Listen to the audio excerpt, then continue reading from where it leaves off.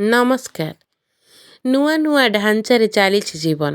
Hello hi bye, ହାତ ମିଳେଇବା କୋଳାଗ୍ରତ ବେଳେ ଆଉ ଫ୍ଲାଇଂ କିସ୍ କରିବା ବେଳେ ବି ପରିବର୍ତ୍ତନଶୀଳ ଦୁନିଆରେ ସମ୍ମାନ ହେବାର ସବୁତକ ନଗ୍ନ ଚିତ୍ରକୁ ସାଉଁଟି ଧରିଛି ମୋର ଏଇ ହାତ କ୍ୟାମେରା।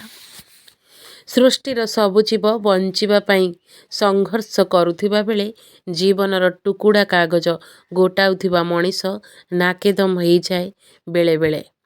ପୁଣି ଉଲ୍କି ଉଠେ ଶିଶୁର ହସରେ। କେଉଁ ଫାଇଲରେ ହୁଏତ ବନ୍ଧା ରଖିପାରେ ଏଇ ସ୍ମୃତି ସବୁକୁ ମୋର ଏଇ ହାତ କ୍ୟାମେରାରେ।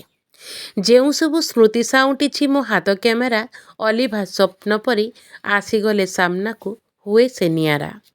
ହୃଦୟର ହଟଚମଟ ସୃଷ୍ଟି କରେ ଜଣା ଅଜଣାରେ ଉତ୍ତୋଳନ ହୋଇଥିବା ଛବି ସବୁ। ରୋମନ୍ଥନ ସୃଷ୍ଟି କରେ ହୃଦୟର ମାନସପଟକୁ।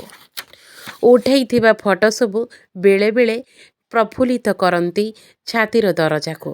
ସବୁ ଆଲବମ୍ରେ ଦିଶେ ଚକ୍ ଚକ୍ ମଣିଷଗୁଡ଼ିକ। ବିଶ୍ୱାସ କରିହୁଏନି ହେଇଥିବ ସତରେ କି ଏମିତି। ଦୋ ଦୋ ପାଞ୍ଚ ଭିତରେ ନିଷ୍ପତ୍ତି ନିଏନି ମଣିଷ। କାରଣ ଆଖି ଲେନ୍ସରେ ଛାପି ହୋଇଯାଏ ସ୍ମୃତିର ଫୁଲର ପାଖୁଡ଼ା ସବୁ। ପ୍ରଜ୍ୱଳିତ ହୋଇଯାଏ ଆଖିର କ୍ୟାମେରାରେ ଜନ୍ମରୁ ମୃତ୍ୟୁ ଯାଏ।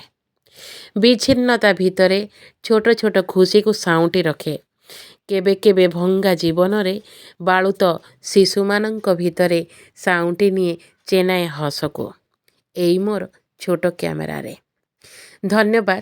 ଶୁଣନ୍ତୁ କବିତାଟି ସାଉଁଟା ସ୍ମୃତି କ୍ୟାମେରା ମାଧ୍ୟମରେ। କିପରି ଲାଗୁଛି ନିଶ୍ଚୟ ଜଣାନ୍ତୁ। ଏଇ ସୁଚିସ୍ମିତା ରହିଲା ଆପଣମାନଙ୍କ ଅପେକ୍ଷାରେ। ମୁଁ ରହିଲି। ନମସ୍କାର।